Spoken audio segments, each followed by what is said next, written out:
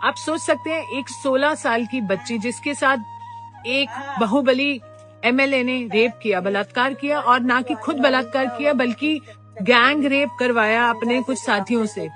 और हम कौन सी दुनिया में, हमें लगता है कि ये हो गया। नहीं, आगे सुनिए। उसकी जब पिता ने रिपोर्ट कराने की कोशिश की, पुलिस कस्टडी में बहुत बुरी तरह से टॉर्चर करते हुए, जो आप फिल्मों में देखते हैं उतने ही से ज्यादा टॉर्चर करते हुए उसके पिता की पुलिस कस्टडी में हत्या कर दी गई। यहीं खत्म नहीं होता। जब किसी लॉयर ने उसका केस लड़ना चाहा, तो जब उस लॉयर की गाड़ी में बैठकर ये पीड़िता जा रही थी अपने न्याय की मांग के लिए, वो गाड़ी को 11 बार टक्कर करवा दी। 11 बार टक्कर खाने से उस गाड़ी में बैठे 4 सदस्य थे, जिसमें से 3 की ऑन स्पॉट डेथ हो गई, लॉयर की, इसकी मासी की, इसकी बुआ की, और ये बच्ची बच गई। आपकी रूह कांप उठेगी। और ये बच्ची कैसे बची है, मैंने इसको अस्पताल में तब देखा है जब ये क्रिटिकल केयर में थी 7 साल पहले, और उठ नहीं पा रही थी, वेंटिलेटर पर थी। 6 महीने जब वो उस वेंटिलेटर आईसीयू में रही, उसके बाद उसने अपनी हिम्मत जुटाई और अपना केस लड़ना चाहा।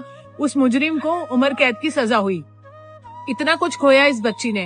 अपनी लाइफ को नॉर्मल करने लगी थी, अभी शादी की और कोशिश कर रही थी नॉर्मल होने की। हम उसके साथ थे इतने साल से, और अब क्या हुआ आप सुन के हैरान हो जाएंगे। उस आरोपी को बरी कर दिया गया। आप सुन पा रहे हैं, उसे बरी कर दिया गया। और एक्सक्यूज, ये नहीं कि बलात्कार प्रूव नहीं हुआ, बलात्कार प्रूव हुआ है, पर क्योंकि कोई कानूनी दावपेच थे जो उसे बचा सकते थे, फालतू के हाईकोर्ट ने ऐसी ऐसी दलीलें दी हैं कि आप सुन के हैरान हो जाएंगे कि वो एक पब्लिक सर्वेंट नहीं है, या फिर ये बच्ची माइनर नहीं थी और कोर्ट के पास टाइम नहीं है। इतनी फालतू चीजें बोलकर उसे बरी कर दिया गया। आप सोच सकते हैं, आपको गुस्सा आ रहा है? अगर नहीं आ रहा तो आना चाहिए, क्योंकि बेटियां हमारे सबके घर में है, और ये हिंदुस्तान की बेटियों की बात कर रहे हैं हम। मैं तो आक्रोशित हूँ और तब से इस बेटी के साथ हूँ, जब से उसने कोर्ट में मुझे बताया कि दीदी मेरे साथ ऐसा हुआ, और मैं तभी से उसके साथ हूँ। क्या देश उसके साथ है?